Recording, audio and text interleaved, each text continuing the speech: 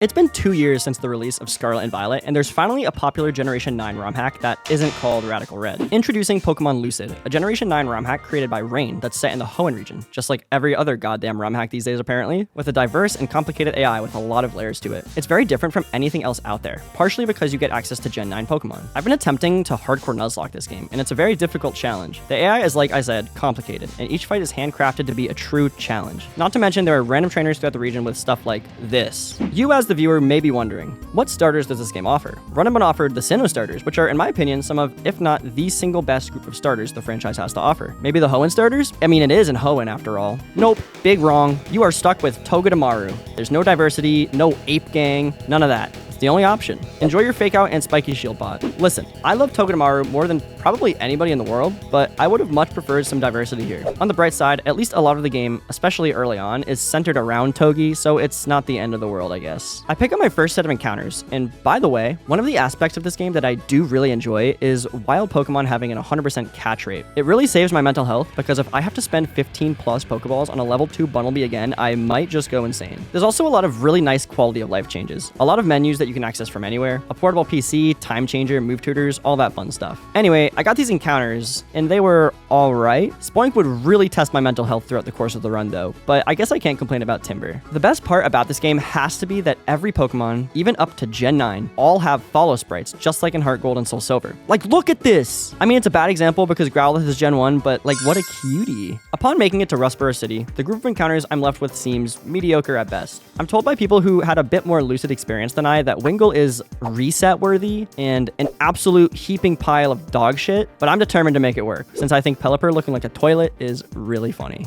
It's worth mentioning that the way the trainer AI in Lucid works can be a bit deterministic. For example, if the AI's Kabuto sees a KO on my Wingull with both Rock Tomb and Razor Shell, it will always click Rock Tomb because it's a guaranteed speed dropping move. There's a lot of moves like this that are listed as positive effects, including knockoff and healing moves like Giga Drain and Drain Punch. Naturally, there are also moves with negative effects, and these are a bit more obvious. Stuff like Close Combat that drops your stats or Double Edge that does recoil are going to generally be deprioritized when selecting what move the AI wants to feint you with. The Lucid AI runs pretty deep, and there are a lot of more intricate situations than most other ROM hacks. Roxanne can be a bit of a problem. Specifically, the Cloth and Tinkatuff stand out among the rest of her team. Cloth's ability Anger Shell gives it a mini Shell Smash when dropping to 50% or lower HP, and Tinkatuff is equipped with a very early Swords Dance. I start by leading Togedemaru and alternating between Fake Out and pivoting to Wingull on the incoming drill runs. This sets up perfectly to bait in a Bulldoze from Cloth into Skiddo, who honestly is not the best counter to the Crustacean, but it'll have to do, I guess. A Worry Seed sent Cloth's way removes the Anger Shell ability, and a Bulldoze chips it enough for Timber and Wingull to finish them off. Kabuto gets sent in next, and I let Togedemaru pretend crits and defense drops are not real to chip it into range for Wingull to KO it. Wingull is popping off, by the way. Call her the janitor the way she's cleaning these guys up. Tinkatuff is generally the scariest of Roxanne's team, but Nummel is one of the best counters in the entire game. And thankfully, my little guy clutches up after dodging a crit. Oh, by the way, I love dodging a rock crit in the first gym. It's really fun, not stressful at all in the slightest. An Icy Wind into Water Pulse crit from Clamperl, which might have mattered by the way, it was a range, cleans up the Dwebble easily. And all that's left is Tyrant. A pivot on Togedemaru for some chippage allows Wingull to take a Fire Fang, kind of, and Timber to clean up after dodging one Flitch. One badge obtained, what an easy game for babies. A baby game. For babies. After clobbering Roxanne, I pick up a pretty disappointing Fomantis in the newly added little section of Petalburg Woods and made my way towards Dewford for my next set of encounters. Just like in the woods, there's this cute little area near Dewford that allows for an extra encounter for the player, where I pick up a Hoothoop. This Heracross I encounter, however, should be a beast, and the rest of the encounters I guess I can't complain about too much. The best part about Lucid is honestly getting to use the new Paldean Pokemon. And look at this guy. I love Satotl. This Pokemon is so cute. Peak. Oh yeah, and I also evolved a bunch of my Pokemon and picked up 3 more encounters after beating some optionals. So welcome to the team Varoom, Nidorino, and Gloom. Brawly's team looks pretty crazy for being only the second leader. An Annihilape in both Tauroses?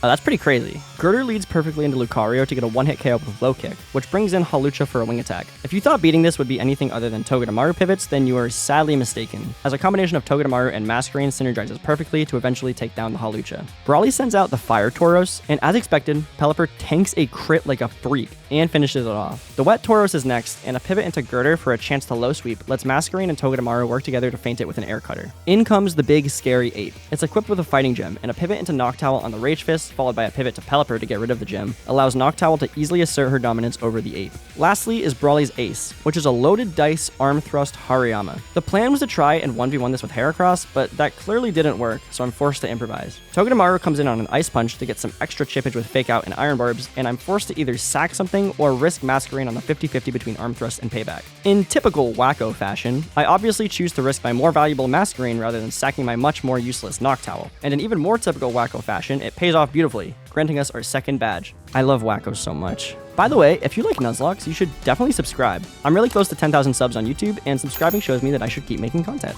Thank you. Post Brawly, I fished up a Corphish on Route 109, which I promptly evolved into a Crawdaunt, and start making my way through the slew of trainers occupying the beach. It's at this point where the game starts throwing double battles at you left and right, and it's very important to learn how those work, since it's pretty different from anything we're used to. In a double battle, the AI tries to be as optimal with its targeting as possible. Let's take this double battle on the beach, for example. I'm leading with Gloom on the left and Togedemaru on the right. Because Seeking sees that it can KO Togi with Drill Run, Tentacruel will always target the other slot, so it's always going to send a Venom Shot Gloom's way. If Seeking saw a KO on both Pokemon here, hypothetically, it would target diagonally and still go for Togedemaru. As long as Seeking only sees a KO on Togi, even if Togi was in Gloom's place, it would target Togi. However, if Seeking saw a KO on whatever was in slot 2, and also a KO on Togi in slot 1, it would target diagonally at that point. Hopefully that makes sense. It gets a bit confusing, I know. This NPC in Slateport City gives you literally every single type-based damage increase item, like the Miracle Seed and Black Belt and stuff, so the bag is kinda heavy now. Upon making it to Mauville City, the lady in front of the daycare here gives me an egg, which can either hatch into a Magby, Elekid, or Mime Jr. Mine is a really slow Elekid, but Electabuzz is still a fine encounter. I also fished up a Shelter, so welcome to the team, guys. The only thing standing between me and Wattson is this incredibly difficult double battle that has an Armor Rouge, and let me tell you, playing Lucid made me hate that Pokemon. Like, why is it so bulky, and why does it do so much damage, and its cry is weird? I hate it. I'm a hater. I'm a big hater. I originally wanted to wait to evolve Growlithe so it could have Flamethrower as an Arcanine, but the big dog was too good to pass up for this fight, and he honestly made it a piece of cake. Him and Camerupt were fantastic here. Old man Wattson. I gotta be honest, this fight is really annoying. Specifically, this Luxray is a real problem. It feels like half the time you're really struggling to find safe answers for this thing. Titan opens the fight easily with an Avalanche to take care of the Amalga, which brought in the ugliest Pokemon I have ever seen in my entire life. Pawmot. Like, seriously, why is it so goddamn big? And I don't know if it's just me, but he just looks sticky. Like a sticky, bratty toddler. Like an iPad kid. I hate it. I'm a hater again. A series of pivots into Hatterene and Nidoking is enough to seal the deal with a double Bulldoze, and Wattson brings in his Sandy Shocks. Strap in, everyone, it's time to PP stall. By swapping between Pelipper and Nidoking until it's out of Scorching Sands PP, Nidoking can eventually take care of it without having to worry. Oh yeah, and Lucid is really fun, so I have to PP stall the Dracozolt too. Once it's only left with Dragon-type moves, Hatterene forces it to swap out into Arctozolt for some free chip damage. A pivot into Berserker for some Fake Out chip is enough to bring Nidoking back in to finish it off with Bulldoze, bringing Dracozolt back in. Hatterene completely walls this thing at this point, so the only real threat is the Demon Luxray. Thankfully, Camerupt can safely get some chip with Bulldoze, and a pivot into Pelipper baits Thunderfang perfectly for Nidoking to finish it off. The Dynamo badge is ours, and it's on to what is, for sure, absolutely the most fun split of the entire game. Up to this point, I've been attached to this run for one reason, and that reason, other than Pelipper, of course, is the potential to evolve Varoom into Revavroom. Varoom evolves at level 40, and with the level cap increase after Wattson, the cart is finally put into drive. After beating Wattson, the long journey to Lava Rich Town can be pretty brutal. There are a lot of tough double battles, starting with these 3 weather fights. I pick up a few shiny new fire types, welcome to the squad Sizzlipede and Torkoal. Route 113 nets me a very exciting Sneasel, and the trip to Lava Ridge is seeming more doable at this point. Now, there are a few hundred trainers in Lucid, and going over each of them individually would make this video way too long. This double battle on Route 113, however, became a bit of an issue for me because I somehow just didn't pre-damage my Pelipper correctly. Pre-damaging is a big part of games like this, since being at a very specific HP allows for the AI to always see a KO on your damaged Mon. I don't really know why I was at 51 HP, but yeah, a Spirit Break and a Shadow Force knocked both my Crawdaunt and Nidoking to red HP, and it was looking like I actually might wipe. In these difficult hacks, one small mistake can end up costing the entire run. At this point, we were steering. Through a series of expert steering maneuvers, including but not limited to pretending that Bright Powder does not exist, I somehow made it out of this battle without losing any Pokemon. Whew, these ROM hacks are taking years off my life, man. The steering didn't stop there, though. The last double battle guarding Fall Arbor Town was not kind to me either. And it's all Grumpig's fault. This guy just took way too much damage from close combat, which meant the next turn Grumpig was taking an X Scissor and Go-Goat was taking a triple axle. I notoriously hate sacking Pokemon, even when it feels necessary. It just never feels good to me. I get too attached. I don't know. Sacking Grumpig would have made the fight free from here, but I decided to try and keep staring from this point. A few more pivots gets Grumpig and Togedemaru back in, and Grumpig psychics the Hitmontop as Togi lands a fake out on Sandslash. From this point, by pivoting on my immunities, the rest of my squad cleaned up the remaining 2 Mons, and we made our way to Fall Arbor. Fall Arbor Town is really exciting in Lucid, mostly due to the fact that you get a gift Eevee from this NPC that evolves into any evolution at random. Mine landed on Leafeon. Leafeon isn't my favorite, but it's also not my least favorite. That would go to Flareon and Glaceon respectively. Sorry Glaceon fans. In my defense, I like every evolution, just some not as much as others. I also pick up a Dwebble, which is a perfect dupe to also guarantee a Trapinch back in Route 111 by smashing a rock. The box was looking real strong with no deaths up to this point. There's a bit of a fork in the road on Route 114, and the newly added Meteor Path takes you from 114 to Jagged Pass. Essentially, it replaces Magma Hideout since there are no evil team sections in the game. There's probably some lore to that, but I honestly have no idea. Clefairy, Gligar, Lunatone, and Worm Tauros round out the next few encounters before taking down one more double battle on the way to Lava Ridge. In Lava Ridge lies a few things. For starters, no pun intended, an egg that can hatch into pretty much any starter. See, you get it now. You get it. It was a good joke. W's in the comments, W. I get a Snivy, which I'm pretty indifferent with. Another really silly thing about Lava Ridge, there's a rival fight guarding the gym. And what on earth is that? A Chi-Yu. That's crazy, man. I don't know a ton about Gen 9, but I think that fish is generally considered pretty powerful. I start by leading my Guts pre-burned Heracross against Brendan's Cradily, which easily picks up a KO with Brick Break. I'm pre-damaged to always be at 110 HP after the KO, so I always bait Espeon for Glitzy Glow. I literally had no idea what that was before playing this game, so I had to look it up, and apparently it's one of the Let's Go Eevee moves, and it's a damage-dealing Psychic type move that also sets Light Screen. Oh, by the way, in case you were wondering, it still sets the screen even if it's used on an immunity. Thankfully for me and my whole team, we're physical attackers, all of us. And Gunnar intercepts the Glitzy Glow. Gliscor tanks the incoming Gallade's Brick Break and takes care of it with an Acrobatics. This baits in the Fish from Hell for a Snarl, and Gliscor falls back for Weavile to take the hit. Remember positive effect moves? Chi-Yu sees a KO with Incinerate and Flame Charge, but since Flame Charge boosts its speed, it'll always click that. Crawdon's much higher physical defense takes this with no problem, and a Razor Shell into Aqua Jet KOs Brendan's Ace. From here, Flygon can easily 1v1 Manectric, and Go-Goat does the same to Swampert. All that's up from here is the Lava Ridge Gym. Except what if I told you that Flannery was actually the 8th gym leader in Lucid, and Brendan gives you this Eon ticket that lets you sail from Slateport to Sutopolis to fight the real 4th gym leader, Juan? Well, that's exactly what comes next, and Sutopolis has a Tyrogue and a Hisuian Voltorb waiting for me as encounters. The Hitmonlee's pretty solid, but unfortunately the Voltorb is like absolutely horrible. Thankfully, Soundproof saves it a little bit, but this thing's some ass, man. Unfortunately, one of Juan's gym trainers has this Kingdra that is really hard to deal with if you don't have like a Whimsicott or an Azumarill or something, and it claimed my poor Ampharos' life. The first death of the run. Rest in peace, buddy.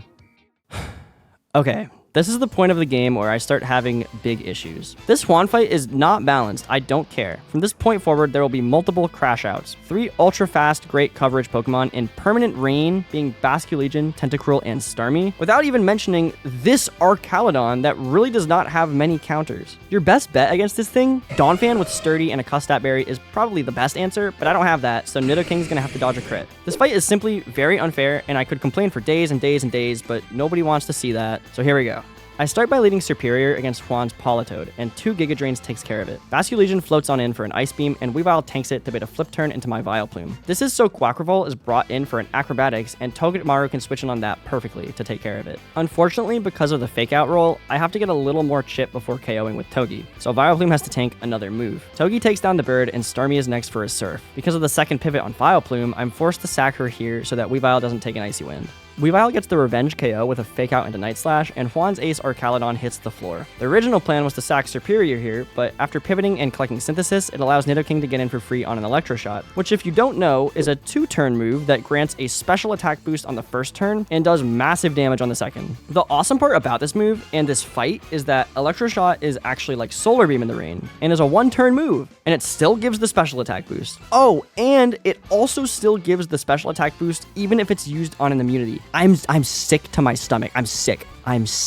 Nidoking thankfully clutches up and dodges the crit, and all that's left is Basculegion and Tentacruel. Basculegion is clicking a random move on Nidoking here, and it happened to be Flip Turn, which was the worst case scenario. I'm forced to sack Superior to Tentacruel now, and Togedemaru dodges yet another crit to take down the beast. I have a full health Huntail in the back that I was planning on sacking at some point during this fight, but I'm kind of cool with just sticking out the 1v1 against the Basculegion. Somehow, Huntail clutches up like the beast that he is, and just like that, we have 4 badges. Can you tell that this game has been really frustrating for me? Immediately after Juan, we sail to Tera Island, which is, you guessed it, full of fights where you and the opponent are allowed to terrasilize your Pokemon. This is one of 2 terrasilization zones in the game, and while it seems really fun in theory, most of these fights are really boring or really lame in my opinion. More often than not, you're just leading your Pokemon and terrasilizing into an immunity and going from there, which might sound fun, but maybe I'm just being a big hater. I'm not the biggest fan of Gen 9 mechanics anyway, so this type of thing would probably be much more appealing to somebody else who is. Tera Island is also home to exclusively Paldeamons and or Mankey or Pawniard, who eventually evolve into Paldeamons, and I catch a pretty cool Knackley. Garganacl seems really cool with Salt Cure and Purifying Salt, and I'm always excited to use new mons that I've never used before. The real highlight of Tera Island, however, is the boss at the end. Former Elite Four member Sidney holds the goggles that let you navigate through the desert, and his team is, to put it bluntly, one of my least favorite fights that I've ever had to prepare for. Ogerpon, Urshifu, another Armarouge, and most importantly, the Tera Poison Hydreigon with Levitate that comes pre-poisoned with Belch. I don't know, man. These fights are just so exhausting to plan for, and not in the fun way like with Run and Bun. It's worth mentioning at this point that every gym leader gives you some nature-changing mints after defeating them, and I invested an Adamant Mint into my Weavile for this fight. The nice part about Tera Island is that you can change your Pokemon's Tera type at your own free will, and teach Tera Blast whenever you want. I decided to go with Tera Steel Hatterene since it's literally my only counter to Sidney's Hydreigon. Adamant Weavile can KO Ogerpon easily with Ice Spinner, which baits Absol for a KO with X Scissor. Hot Tauros swaps in for an Intimidate, followed by a fast close combat to secure the KO. Urshifu sees a fast KO with close combat on the Bull, and Gliscor tanks it while holding the Jaboka Berry. This unique berry deals a tenth of the opposing Pokemon's HP whenever the holder is hit by a physical move, which is crucial to break the Focus Sash. Gliscor sends a slow U-turn into Urshifu to get Flygon in for free, who can KO with Alluring Voice. The big bad Hydreigon is next, and it sends a Dragon Pulse Flygon's way as Hatterene swaps in to intercept it. Hatterene terrasilizes into a Steel type to negate the Belch and easily KOs with a Psychic. This Armarouge, just like every other Armarouge apparently, is an absolute freak with it, and I'm forced to sack Hatterene here. It's a bit more expendable than most of my box, and it was the only sack that made sense. Rest in peace, friend. Flygon picks up the revenge kill, and Sidney's final mon, Samurott, is all that's left. Leafeon 1v1s the Macro Otter with a Leaf Blade, and I'm just a few fights away from a new PB. I hate this game, I hate this game, I hate this game, I hate this game, get me out, get me out, get me out, get me out. Welcome to the Team Amara, and it learns Encore in this game. Wow, isn't that so awesome? That's so cool. This double battle on Route 111 is pretty terrifying, and the trend of steering on scary double battles continues. I click Sappy Seed with my Leafeon, and by the way, if you're wondering, yes, that's another Let's Go Eevee move. All of these moves have goofy-ass names for some reason. This fight got out of hand really quickly, and don't ask me how, but I'm staring down a +4 speed Crustle. In typical Squerk fashion, I really don't want to sack anything here, so I go for the only rational play that any seasoned Nuzlocker would go for with my party being at this HP, the classic double protect. To think that my chat wanted me to sack my beloved Pelipper? I don't think so, buddy. Nice try. Welcome again to the team, Golem and Absol. Mirage Town is a new added area to Lucid, and it's home of the 5th gym leader. Steven, that's right, former Hoenn champion Steven has been demoted to a pathetic gym leader. And he's sporting not only Great Tusk, but Medium Tusk and Regular Tusk as well. This would surely be no easy feat. Starting off strong, Weavile easily counters the Landorus lead and brings in Metagross for a Meteor Mash. Thankfully, Steven didn't get the attack boost, and a combination of pivots between Togi on Meteor Mash and Gliscor on Earthquake take care of the Metal Crab with ease. Gliscor U-turns the incoming Donphan to break Sturdy and swaps into Togi on Ice Spinner. Another series of pivots lets Weavile come back in to pick up a second KO, and his Sudragudra is next for a Flash Cannon. Warm Tauros sends a close combat into the Snail, and Steven sends in Iron Treads, which I'm just now learning is actually really fast. I don't know if it's just me, but this thing does not look fast. I swear, these Gen 9 Mons just have their stats picked out of a hat or something. A Crabhammer into Aqua Jet takes care of the Bionic Pachyderm, which only leaves the greatest of Tusks. A pivot into Nidoking on the guaranteed positive effect Stone Edge is perfect to bait Headlong Rush into Gliscor, which has a decent range to 2-hit KO the Tusk. But Gliscor decides she wants it really badly and lands a gnarly crit into the beast, earning us our 5th gym badge. Bang, bang, bang, bang, bang! I got a bunch of awesome counters, and it's onwards and upwards towards Fortree City. Route 119 has, you guessed it, permanent rain and permanent grassy terrain. Also, this random trainer has an Iron Hands, which I think is lame. I don't like when random trainers have legendaries and all that stuff. Like, what happened to lore? but whatever. Double also, I perhaps may have let this double set up 2 swords dances, but everybody gets a little bit silly every once in a while, you know? Bye-bye, Lurantis. Okay, now, I want to preface this by saying you're about to witness one of my greatest crash outs in my career as a Nuzlocker. This game has really tested me. I'm gonna be completely honest and say that I straight up really hate this game. I do not like it. I don't like this game. But I've been really trying to give it a chance in this run because it's a fresh new game with Gen 9 mons, and I really wanted to make an awesome YouTube video out of beating it. But man, oh man, this next fight really sent me over the edge. And it's largely due to this ugly piece of garbage. I have 2 Psychic types, Lunatone and Grumpig, neither of which can OHKO a Weezing! A Weezing! The Pokemon with 70 special defense and 65 HP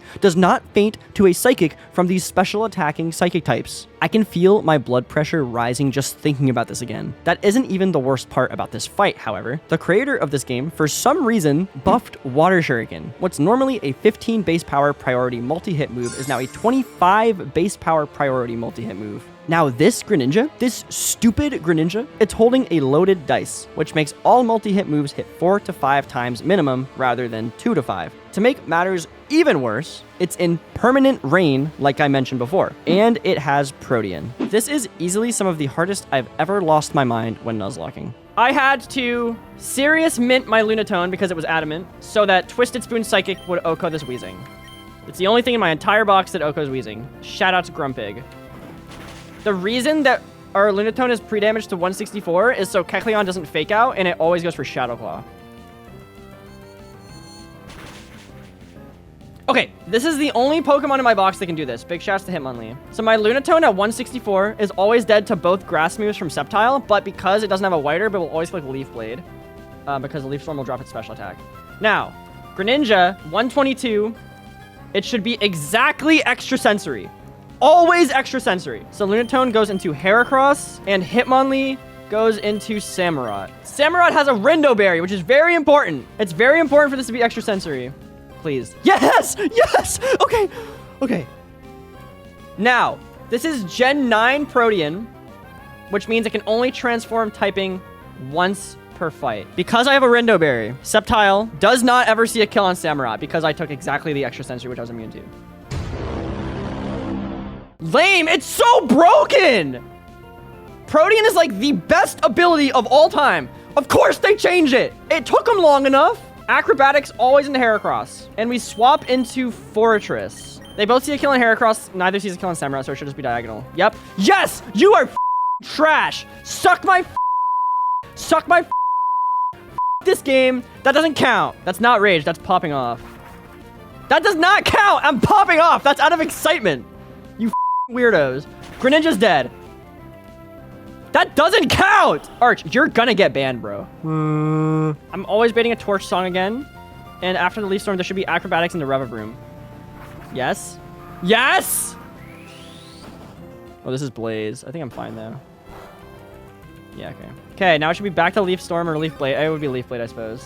Wait, what? Oh, does Leaf Blade not kill me? Okay. And that's GG.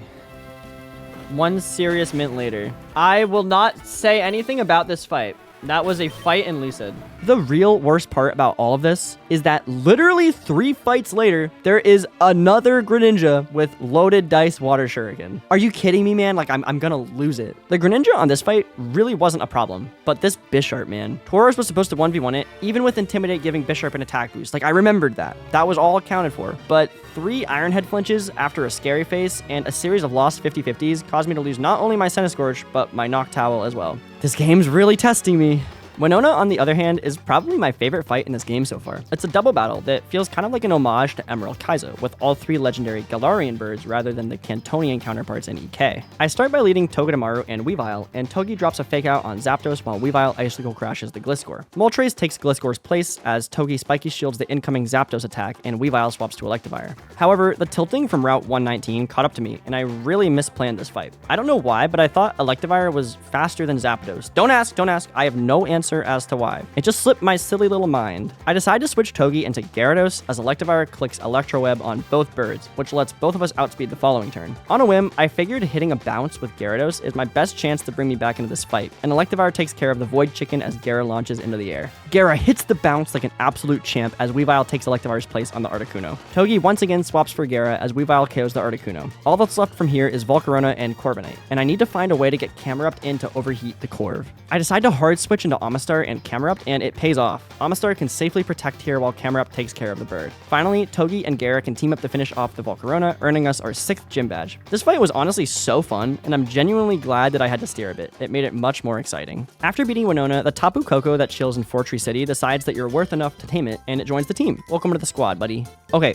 From a balance and game design standpoint, I know I said I wasn't a fan of random trainers having legendaries, but this random dude with all 5 Reggies is really funny, so I'll give him a pass. Although he did kill my Delmise, so that made me a little sad. This is the point in the run, however, where things start to take a dark and twisted turn. Mr. John Pork the Grumpig, who I've been clowning on for the entire run for being absolutely awful. Like, this guy, he doesn't do anything. I hate this Pokemon now. Pokemon Lucid has single-handedly made me hate this Pokemon. It sucks. It's ugly. It's really ugly. It sucks because Spoink is really cute and Spoink is awesome and we all love Spoink, but Grumpig is really, really ugly. I hate him. My hatred for this Pokemon has run so deep that I subconsciously tweeted this while I was drunk and at a concert. I was thinking about Grumpig at a concert. A Pierce the Veil concert. I was thinking about Grumpig because of how much I hate this thing now. However, Grumpig is leaving his solitary confinement cell for the first time in days to contribute to this double battle in Psychic Terrain against Beauty Jessica. I was able to set it up in a way where Grumpig can actually launch an Expanding Force into Weezing. Of course, this one he's able to KO.